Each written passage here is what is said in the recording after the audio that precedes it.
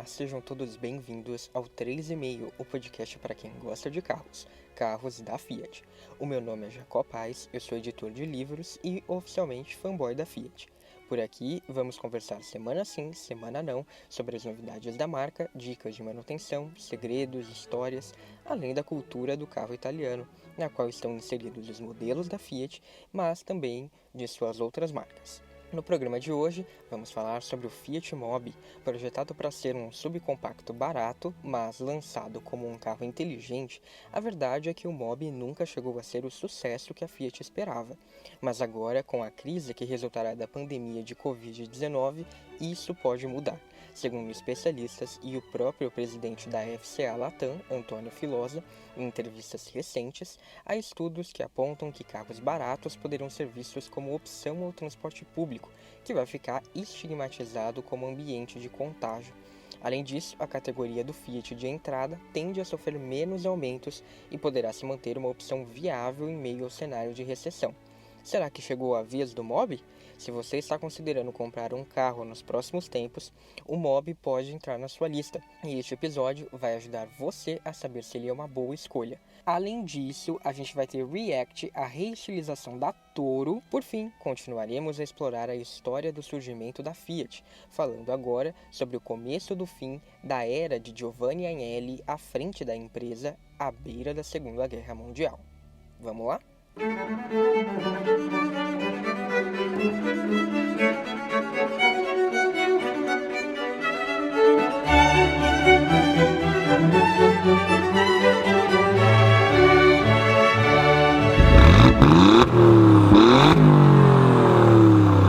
Antes de mais nada, eu quero saber se você já segue o 3,5 nas redes sociais. É @3,5podcast no Facebook e no Instagram. E você também me encontra no Twitter, @jacopais. Não esquece de entrar no nosso Medium para conferir posts especiais, link para todas as referências deste episódio e fotos e vídeos relacionados.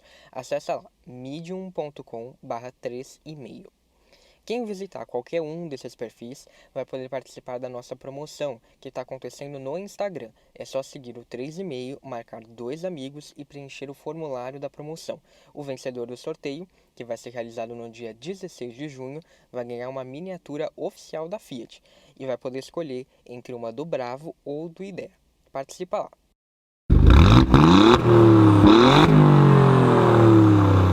Nesse novo mundo, a gente provavelmente vai viver aí períodos de abertura, de fechamento. Então as pessoas elas querem se resguardar e o veículo popular acaba sendo a primeira opção para quem não tem muito dinheiro para comprar um carro mais caro.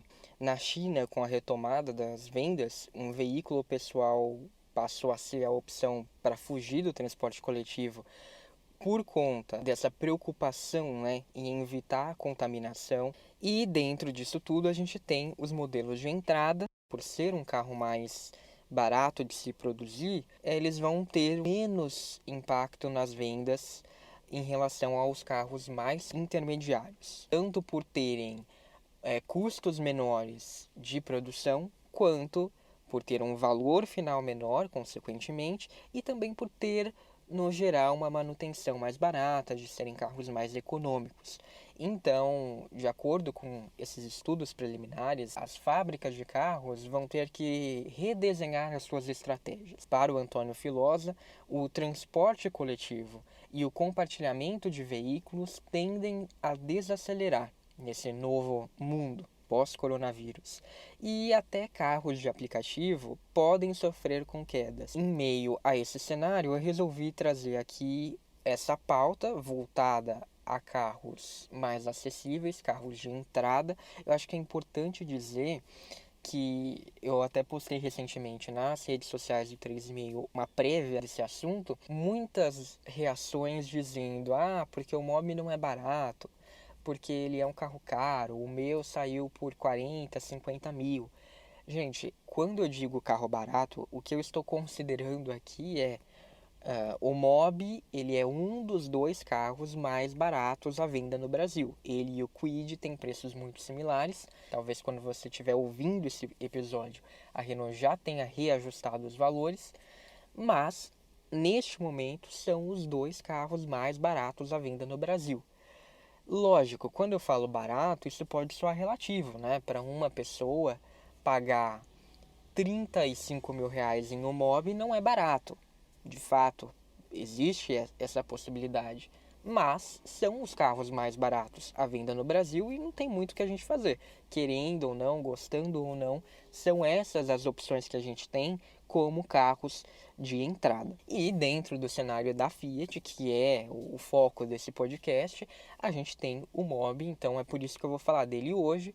Por isso que eu disse que se você está pensando em comprar um carro, no geral, sendo Fiat ou não, este episódio é útil. Porque eu vou acabar comparando o Mobi com o Kwid, vou falar de custos de manutenção, de seguro. Então, querendo ou não, sendo você fã da Fiat ou não, se você quer comprar um carro no futuro, uma opção barata, se você se encaixa dentro dessa nova necessidade, né, o Mobi pode ser uma escolha, pode passar pelo seu radar quando você estiver fazendo as suas pesquisas para comprar o carro. Então eu vou começar falando um pouco sobre o Mobi em si, né, sobre o projeto dele e a diferença entre a expectativa versus realidade. O que todos estávamos esperando era isso, um substituto para o Palio Faia. E a Fiat chegou com uma outra ideia. Ele seria uma solução inteligente para o desafio da cidade e fora dela. Então a gente fica com essa questão, afinal de contas o Mobi era o quê? Um substituto do Palio Faia ou essa nova filosofia, essa nova mentalidade, esse novo desenho de uma mobilidade? Será que o Mobi poderia ser tudo isso? O lançamento do Mobi teve toda uma pompa, muitas cores, um carro muito colorido, teve uma campanha ali, um comercial todo com musiquinha popular. I like to Mobi, Mobi. I like to Mobi, Mobi. I like to Mobi, Mobi. You like to Mobi. I like to Mobi. Várias celebridades foram convidadas para o evento, passaram a postar fotos nas redes sociais com o carro. Teve o web influenciador fazendo sala para o lançamento. Ficava aquela impressão de que a Fiat tinha certeza que estava lançando um super sucesso. E 3 anos depois, o que a gente tem? Eu vou ler aqui um trecho de uma matéria do Jornal do Carro, que eu vou deixar lá na descrição do episódio no Medium, para quem quiser ver a matéria completa, que diz o seguinte, abre aspas. É bastante curioso pensar em como a Fiat acertou ao fazer a Toro, o Argo e o Cronos, e errou tanto com o Mobi. Não só no produto, mas na estratégia de chegada de motores. O 1.0 3 cilindros chegou 6 meses depois em só uma versão, de sistemas multimídia oferecidos e por aí vai. Não há muita salvação para o Mobi, que seguirá na Fiat, como o Fox segue hoje na Volkswagen e o Fiesta na Ford. Lembrando que hoje em dia o Fiesta já saiu de linha. Um carro meio sem propósito, que está lá apenas para cumprir tabela e porque o projeto já foi pago. Fecha aspas. E então, é isso mesmo? Como é que a gente sai lá daquela pompa toda do lançamento, da nova mobilidade, né, de ser todo um projeto, uma filosofia, e chega a esse ponto de ser um carro que está ali só para cumprir tabela porque o projeto já foi pago. Bem, aí a gente entra nessa questão do posicionamento, né? A Fiat lançou o carro como um carro inteligente para a vida urbana.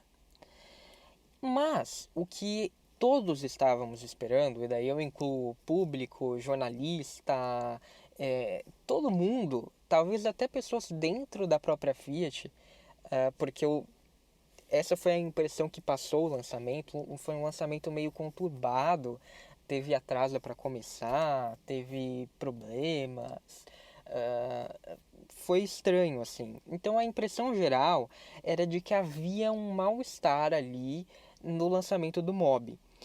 E eu acredito que a coisa que tenha, né, se desenrolado aí seja o quê? Quando o Mobi estava ainda em desenvolvimento, o que diziam essas publicações? De que o preço do Mobi sairia dos R$ 26.000. Hoje, corrigido pela inflação, seria 32 mil reais, mas na época 26 mil. E o carro foi lançado por 31.900 na época, hoje 39 mil. Então a gente tem uma diferença aí de 7 mil reais. Sem contar que 26 mil está abaixo da barreira psicológica dos 30 mil. Então a percepção de que seria um carro barato seria muito grande. E, como eu falei, a ideia era substituir o Palio Fire, então fazia sentido. Por 26 mil reais, você comprar um Mobi naquela época, justificaria você ter um motor antigo, você não ter um sistema multimídia muito tecnológico, justificaria o acabamento de carro de entrada, tudo isso estaria justificado. Por 31.900, o Mobi não se justificou. Por quê? Passou-se da ideia de ter um carro barato para ter um carro inteligente. Se você está vendendo um carro inteligente, não precisa ser tão barato assim. Essa foi a ideia da Fiat, provavelmente, quando lançou o Mobi. E daí que a gente cai na expectativa versus realidade. Porque todo o projeto foi pensado para ser de carro barato, 26 mil reais. Só que você chega na hora de lançar o carro, você muda o posicionamento e falando que não, ele é um carro inteligente. E daí a gente chega a 2020 com um novo posicionamento muito evidente. A gente teve a saída do ex-presidente da Fiat Chrysler para o Brasil, para a América Latina, o Stefan Ketter, que foi o presidente que lançou o Mobi, que implementou a fábrica da Jeep aqui no Brasil. E depois disso ele saiu da presidência da Fiat e entrou o Antônio Filosa. E quando o Filosa entra, é nítido que existe um reposicionamento, um retrabalho dentro da Fiat como marca. E entre esse trabalho, o Mobi passou aos poucos a ser aquele carro barato, né, de entrada, vamos dizer, né, eliminar o polêmico barato, mas o carro de entrada que a gente esperava. Como que é o Mobi hoje? Como que é essa oferta de equipamentos? Eu estou gravando esse episódio no dia em que a Fiat anunciou aumento para toda a sua linha. O Mobi ganhou aumentos de 2,86% e 3,64%. É um reajuste que está na média aí do que a Fiat ofereceu para a gama toda. Mais uma vez reforçando aquela ideia de que carros de entrada tendem a sofrer menos com reajustes. São duas versões, a Easy e a Like. Ambas têm um motor 1.0 Fire e câmbio manual. A Easy custa R$ 35.990 e a versão Like custa R$ 42.690, ou seja, tem aí já um bom pulo, né, de preço. Ela mantém como opcional limpador, lavador e desembaçador do vidro traseiro, além de faróis de neblina e rádio Connect, que é aquele rádio igual que era usado no Renegade. Ele tem uma telinha bonitinha ali no painel, comandos no volante e é um rádio Bluetooth. Custa R$ 1.650. E além disso, a versão Like pode receber também o pacote Cross, que inclui pintura bicolor. Em termos de motor e câmbio, a gente tem um conjunto que é valente dentro do Mobi. Ele é um carro pequeno, ele tem um peso aí ao redor de 900 quilos, então ele é levinho, é um conjunto que dá um bom desempenho para ele.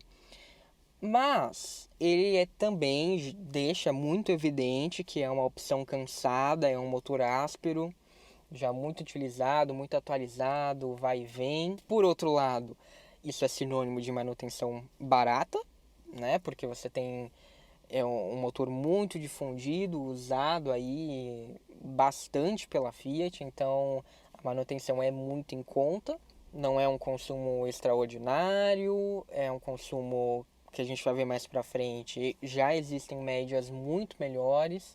O próprio Mobi com o motor Firefly era uma referência em termos de consumo. Com o motor Fire ele é só bom. E aqui fica muito evidente que se a proposta é ser inteligente, esse conjunto não faz sentido. Me desculpa, não tem o menor cabimento um carro que se diz inteligente ter motores antigos, uma plataforma já de 2010, simplesmente não faz sentido. Agora, se a proposta é ser barato, a gente entra em uma zona de coerência, né? Você tem um motor antigo, mas é um motor confiável, com manutenção em conta. Então, se o carro é para ser barato, tá coerente. Aí é questão de se decidir, né? Eu acho que a Fiat está aos poucos optando por dizer que o Mobi é um carro barato e não inteligente. Então, se essa for a proposta, beleza, dá para aceitar. Em termos de dirigibilidade, no geral, eu acho que o Mobi ele é bem confortável de guiar, ainda mais para um subcompacto. Se você não é, lógico, uma pessoa muito alta, porque ele é um carro pequeno, mas se você tem uma estatura mediana, você vai encontrar uma boa posição de dirigir e ele tem todo aquele ajuste voltado para o conforto típico da Fiat. Não é extremamente molengo, mas também não é, está longe de ter a dirigibilidade mais refinada de um Argo, de um projeto que é muito mais novo, mas é um carrinho gostoso, assim, né? Se por um lado a gente tem aí as qualidades, né, em termos de conforto, em termos de mecânica confiável, de Uno e de Palio, a gente também tem os problemas, né? Também continuam os mesmos. Uma certa falta de ânimo, de apetite do motor, porque já é um motor cansado. O que a Fiat tentou fazer foi um ajuste ali na borboleta do pedal de aceleração. Então no Uno e no Palio, essa borboleta, essa abertura, ela é progressiva. No Mobi não. No Mobi, quando você pisa no pedal logo no começo, a abertura já é maior, para parecer que o carro é mais ágil. Só que qual é o problema disso? Eu não gosto muito, porque depois, conforme você vai acelerando, você sente a falta de ânimo do carro. Então, é uma coisa que só atenua. Talvez você goste, né? Tem carros mais novos, como o HB20, eles têm esse tipo de borboleta. Falando de segurança, a Fiat diz que o uso de aços foi racionalizado no Mobi em relação ao Uno, o que rendeu uma estrutura mais moderna e segura. Mas no fim, na prática, é difícil de acreditar que há uma grande diferença aqui. No Latin Cap, ele foi avaliado com 1 estrela na proteção de adultos e 2 na de crianças no protocolo de 2016.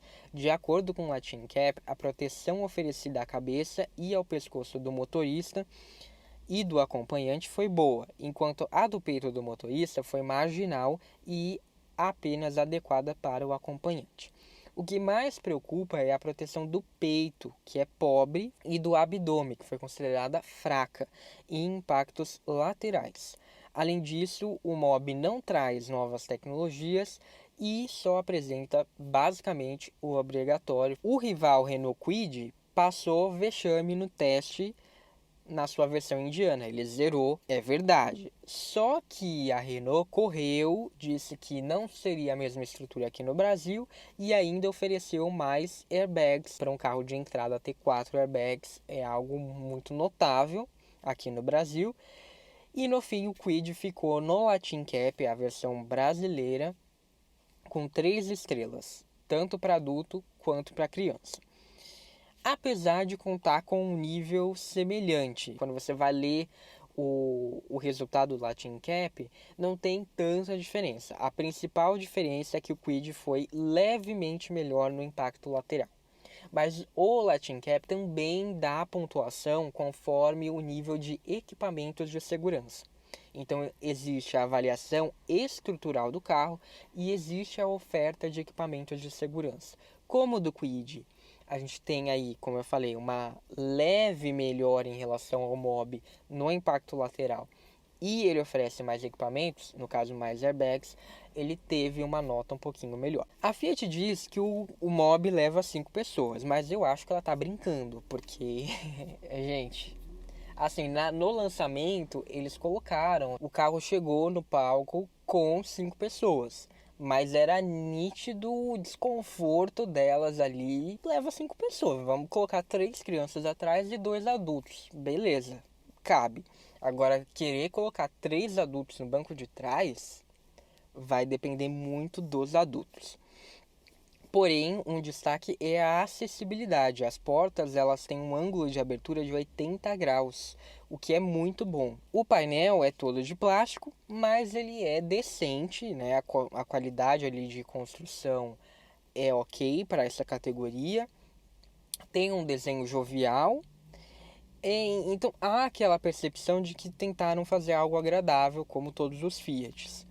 A montagem é melhor do que a de todos os carros de entrada da Fiat, isso eu garanto, mas não está no nível de Argo e Cronos. O design é aquela coisa polêmica, né? Eu coloquei brincando em um post que o Mob era patinho feio e já fui xingado. É isso, tem gente que vai achar bonito, tem gente que não. Houve ali uma clara tentativa de passar robustez, de passar um tamanho maior do que é nas linhas, e por isso muitos vão dizer que é um carro exagerado. Eu acho que a ideia foi fugir, ir totalmente em direção oposta ao Up, que na época era o concorrente do Mob. O Up ele foi lançado como um carro bonitinho, tal, que não conversa muito com a linha da Volkswagen, é verdade, mas foi e não pegou. Então a gente fez um carro mais robusto, né? Porque para as pessoas comprarem um carro pequeno sem ter que falar que é bonitinho. As linhas são um pouco pesadas pro carro. Enquanto a frente ela é meio brava, a traseira é bonitinha. Então existe esse descompasso. No fim, eu acho que é um carro estranho, para dizer assim, no mínimo. Ele é um pouco desarmônico. Mas não é necessariamente feio, né? Vai depender do gosto de cada um, mas certamente não é o carro bonito, o carro belo que seria o carro italiano. Falando de custo-benefício, não vou dizer meios termos, é ruim. O custo-benefício do Mob é ruim. Ainda que você pegue o preço promocional, eu fiz uma pesquisa, as concessionárias estão vendendo o Mob Like, que custa lá 42 mil na tabela, por 38.990, que seria um preço mais barato do que o Renault Kwid, que hoje é o concorrente dele. Só que ele cobra mais do que o Kwid, né? Tudo bem, 38.990, a gente tem versões do Kwid por 34.990, daí a gente pula para 39.990. O Mob então seria vendido aí na versão Like, que é um pouquinho mais completa, por R$ 1.000 a menos do que o Kwid intermediário. Só que ele entrega menos do que o Kwid em todas as versões.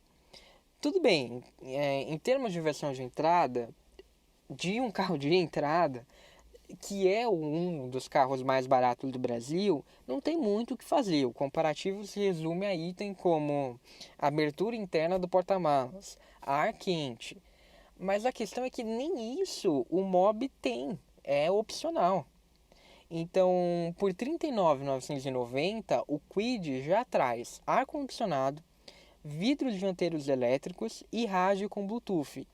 Sem contar que a direção é elétrica, o motor é mais moderno e tem 4 airbags em todas as versões. Você nota, eu falei rádio, Bluetooth de série.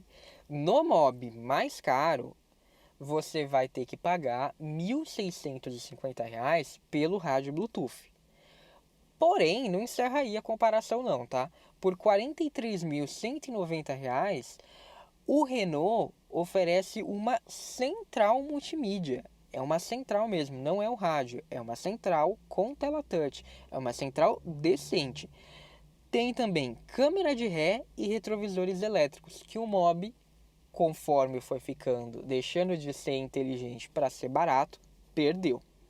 Então, para ter um Mob com todos esses equipamentos do Kwid, dentro do que é possível, porque tem alguns que não vai existir mesmo, não vão existir, você vai precisar desembolsar R$ 45.660. E daí fica mais difícil ter o desconto, porque as concessionárias têm as versões que estão lá no pátio. Nelas existe o desconto. Numa versão que você equipa, que vem da fábrica personalizado, já não, a possibilidade de ter um desconto é menor. você talvez consiga negociar, mas não vai valer para todo mundo, como é lá a promoção dos 38.990. Então, fica esse preço, 45.660. E se você quer uma cor que não é preto, vai subir para 46.410. Ou, se for uma cor metálica, 47.210. O Quid mais caro, só para vocês terem uma ideia, mesmo colorido, né, porque ainda tem essa diferença, o Quid oferece cores, né, o Mobile só oferece preto, branco e cinza, e o vermelho, vamos ser justos. Mas se você pegar um Quid mais caro, colorido, metálico, ele sai por 44.640. Então fica muito difícil você defender o Mob. Em termos de custos de manutenção, se você considerar 3 anos de uso, que é o período de garantia de ambos os carros, você vai gastar 1.496 com o Mob em revisão e com o Kwid 1.308,32. Então o Kwid também é mais barato nisso. Existe o pacote sob medida que você consegue comprar na Fiat. Você compra as revisões que você quiser, o número de revisões, e você embute no financiamento do carro. Qual é a vantagem disso? Se as revisões, por algum motivo, ficarem mais caras ao longo do tempo, você vai estar pagando o valor mais em conta, o valor que você pagou lá no momento da compra do carro. E você está embutindo no financiamento, então você vai diluir nas parcelas do carro. Nesse caso, aí tem um descontinho. Então, nesse caso, em vez de pagar 1.496, você pagaria 1.441 pelas revisões do Mob. Ainda assim, mais caro do que as do Kwid. E eu fiz uma estimativa para você andar 1.000 km por mês com esses carros, com o Mob e com o Kwid, você vai gastar no Mob, que faz 8, km por litro na cidade e 9,2 km por litro na estrada, são os números oficiais de consumo.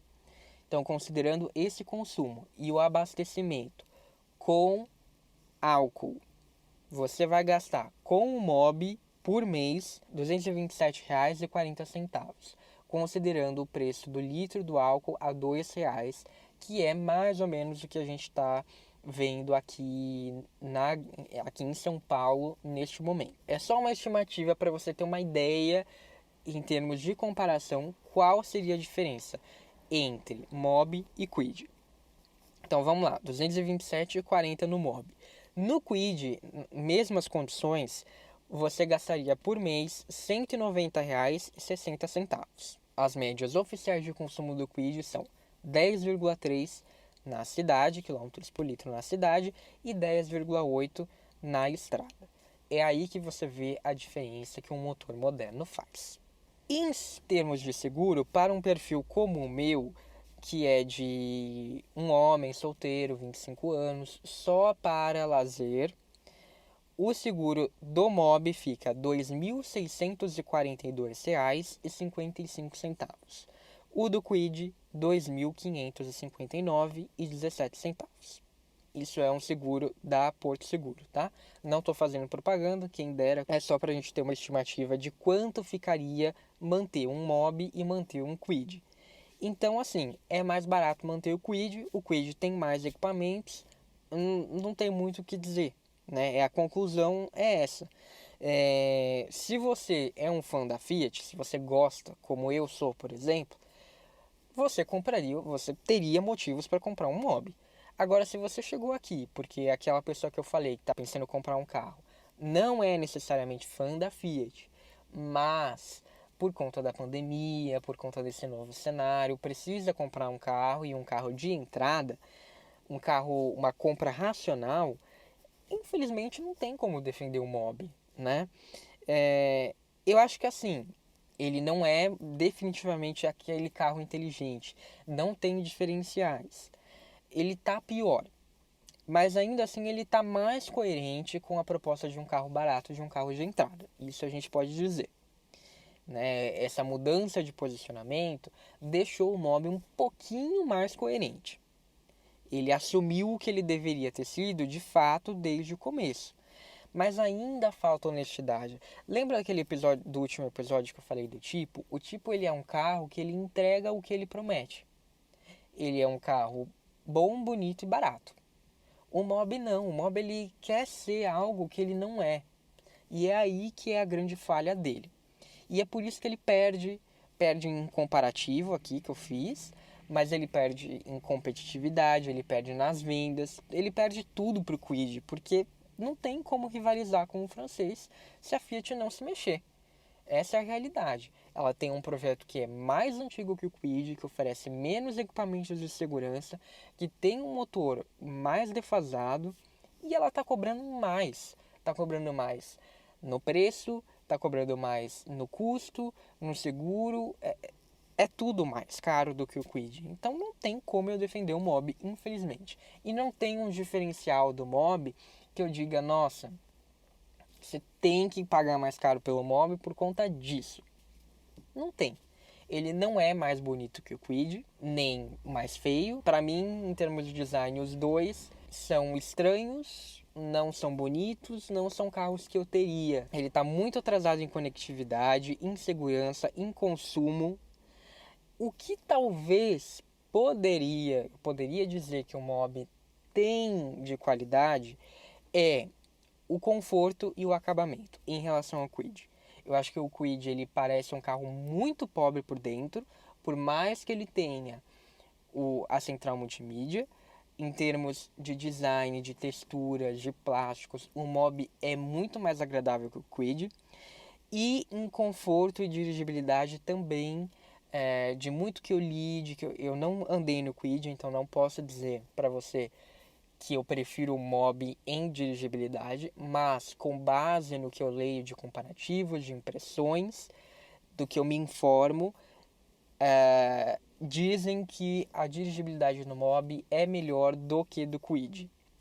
Até porque o Kwid é mais alto, então você tem um centro de gravidade mais elevado, isso interfere em termos dinâmicos. Então eu acredito que o Mob ganhe em conforto de dirigibilidade. A briga com o Up eu não vou nem comentar, porque ela ficou no passado, gente. O Mob deixou de ser inteligente para ser barato e o Up deixou de ser de entrada para ser de nicho. Então não tem mais por que comparar esses dois carros. Do modo como tá o Mob, a verdade é que ele só vale a pena para quem é fã da Fiat. Ou para quem fizer um test drive nos dois carros, no Kwid e no Mob, e falar, nossa, não, eu prefiro muito o Mob.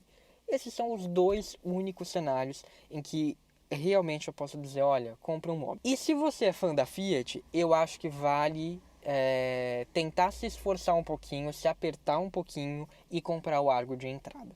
Por mais que seja o Argo de entrada, que não tenha isso, não tenha aquilo, você vai estar com um carro mais seguro, mais moderno, mais econômico por ter um motor mais moderno, maior, mais bonito. Não tem comparação. Eu sei que daí a diferença já é no bolso, é pesada, ainda mais para quem está nesse segmento. Então por isso que eu estou falando que é um grande se, né? Se o seu orçamento permitir, eu acho interessante já olhar para o Argo, sim. E para o Uno? O Uno ele seria interessante se ele não tivesse um futuro tão incerto. A gente não sabe o que vai acontecer com o Uno. A Fiat ela deixa muito de escanteio o Uno. Por exemplo, nas declarações que o Antônio Filosa deu, ele disse que o Mob vai se beneficiar muito desse novo momento que a gente vai viver, mas também as versões de entrada de Argo e Cronos. E ele não falou nada do Uno. Ele falou isso, Mob, Argo e Cronos. E você vê posts da Fiat nas redes sociais, ações que ela faz, ela não cita o Uno fica muito escondido. Vai ser difícil até de encontrar, as concessionárias dizem que o Uno já saiu de linha, elas vão querer te empurrar para o Argo. Então é até difícil de comprar o Uno por conta disso. Em tese, ele é melhor do que o Mob, tá? Só que a questão é essa, que ele vai sair de linha provavelmente, vai desvalorizar ainda mais. Então, como tem um futuro muito incerto, ainda mais do que o do Mob, eu diria, fica difícil recomendar essa compra. Porém, eu acredito que aquele futuro lá pintado pelo Jornal do Carro que eu li para vocês, ele não é mais tão incerto por conta da pandemia. Eu acho que aí pode ter uma sobrevida para o Mobi, e se a Fiat quiser, ela consegue deixar o Mobi mais competitivo. Como o Jornal do Carro disse, é um projeto que já foi pago, que estaria ali só cumprindo tabela. Então, por que não trazer de volta equipamentos que eram realmente diferenciais, mas dentro desse posicionamento de carro barato? Eu acho que aí a Fiat consegue mexer, consegue encontrar diferenciais. E é aí que a gente vai ver se ela voltou a ser aquela Fiat que a gente conhecia antes, que é de posicionamento ágil, de ações rápidas. Ela precisa rever os pacotes se ela quiser surfar nessa onda que vai chegar dos carros econômicos. Porque do jeito que tá, não dá. E aí fica a questão, será que os planos para o Mobi mudaram? Para 2021 estava previsto o facelift do carro, mas o Antônio Filosa e o Auto Segredos já tinham informado que o Mobi estava lá no fim das prioridades para receber novas tecnologias, como a nova central multimídia Uconnect, da qual a gente falou no episódio 2, sobre o novo 500, e que foi apresentado aqui no Brasil pela primeira vez na estrada, que foi o assunto do episódio 1. Então, isso dá um indício de que talvez o Mobi não fosse uma prioridade e realmente estivesse naquele futuro incerto do Jornal do Carro. Pode ser que agora as coisas mudem e ele passe a ter certa prioridade. Vamos ver. Mas assim, é urgente rever esse pacote de equipamentos porque a precificação do Mobi está preocupante. Bem, chegou a hora então dos reacts. Neste episódio eu vou fazer um react lá da postagem da 4 Rodas no Instagram com uma projeção do facelift da Toro. Esse facelift é esperado para chegar só em 2021, junto com os motores Firefly. Talvez seja antecipado para este ano, uma vez que a Fiat liberou aí aumentos de preços para toda a gama, menos para Toro. Então pode ser que alguma novidade para Toro seja apresentada ainda este ano. Enfim, a projeção tá lá, eu vou deixar o link na descrição do episódio lá no Medium. O Eric Maciel disse assim: Toro tem uma aparência lindíssima, mas podia ganhar um motorzão melhor para estar junto com o S10 Amarok, entre outros. Eu não sei primeiro o que é motorzão, né? A Toro vai ganhar 1.3 Firefly Turbo, que não existe ainda, um dos melhores torques da categoria e provavelmente aí muito bom em consumo também. Então é um carro que promete. Agora, eu não entendo essa obsessão com para estar junto com o S10, Amarok. O que você quer? Coloca um V8 na Toro?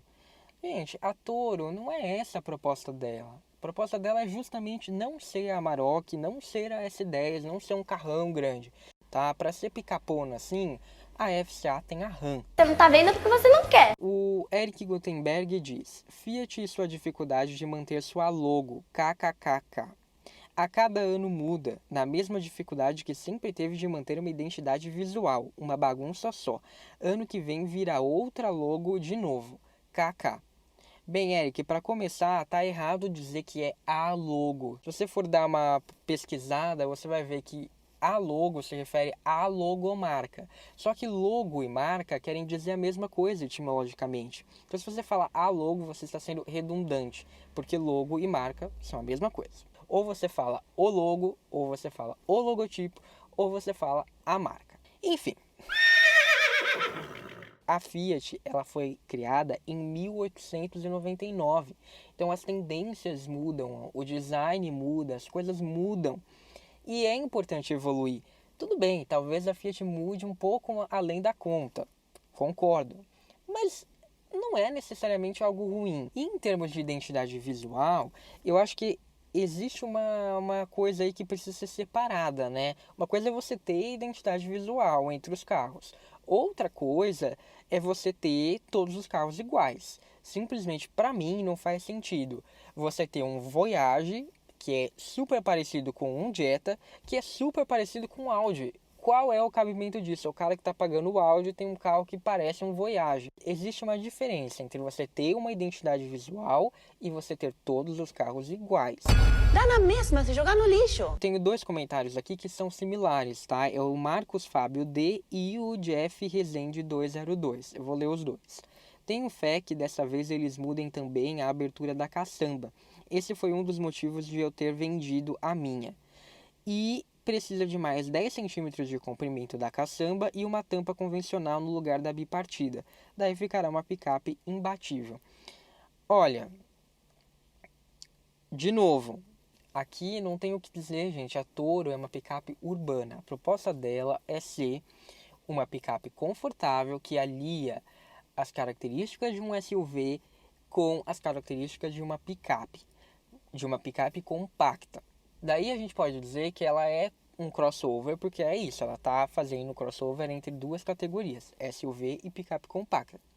Logo, não tem sentido você cobrar que ela seja maior, que ela seja uma picape grande, uma picape para trabalho. Se você quer uma picape para trabalho, você tem 2 opções. Você vai para a estrada, que é mais barato e leva quase a mesma coisa que a Toro, em termos de capacidade, de tamanho de caçamba, de aguentar peso.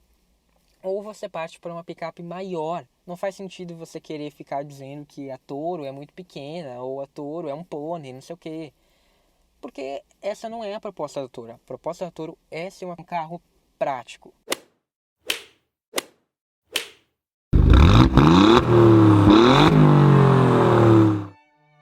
No episódio anterior, vimos que a relação de Giovanni Agnelli, fundador da Fiat, com o recém-chegado ao poder Benito Mussolini, não se iniciou de maneira muito calorosa. Ao longo dos anos, porém, Agnelli teve de se submeter ao poder conquistado pelo ditador, de um jeito ou de outro, e se beneficiou de muitas das medidas de Mussolini. O recado snob do magnata foi entendido pela equipe de Il Duce. A própria filiação tardia de Agnelli ao partido fascista, que só aconteceria em 1932, diz muito sobre a posição do dono da Fiat. Mas parece que, no fundo, ambos sabiam que precisavam um do outro. A Fiat era uma força nacional, um símbolo de modernidade e prosperidade essencial para a mensagem de um regime como o de Mussolini. Enquanto isso, sem muitas das ajudas do governo, a Fiat poderia ter seu crescimento limitado, em virtude da concorrência crescente com empresas americanas. Assim, a Agnelli soube se aproveitar dos incentivos. Em 1930, Mussolini aumentou os impostos de importação em 100%, atingindo especialmente a Ford e a Chevrolet. Em 1931, ele proibiu a Ford de produzir carros na Itália. E, em 1932, após pressões de Agnelli, o ditador baixou impostos para a produção do Fiat Balilla ganhar vida, sob os argumentos de que seria um novo e pequeno carro para o povo. Não por acaso, o nome do modelo, retirado de um jovem líder que ocupou as páginas da história da Itália alguns séculos antes, era o mesmo de uma organização da juventude fascista. Sempre que questionado, Agnelli dizia que havia conversado com o governo, prometendo não aumentar os preços de seus carros, ou então que todo empresário seria governista por definição. A verdade é que Agnelli mostrava estar disposto a fazer qualquer coisa para manter o bem da Fiat, mesmo que isso significasse apoiar o ditador de vez em quando, enquanto em segredo parecia não aprová-lo. O objetivo do empresário era claro: transformar a sua empresa em uma potência global.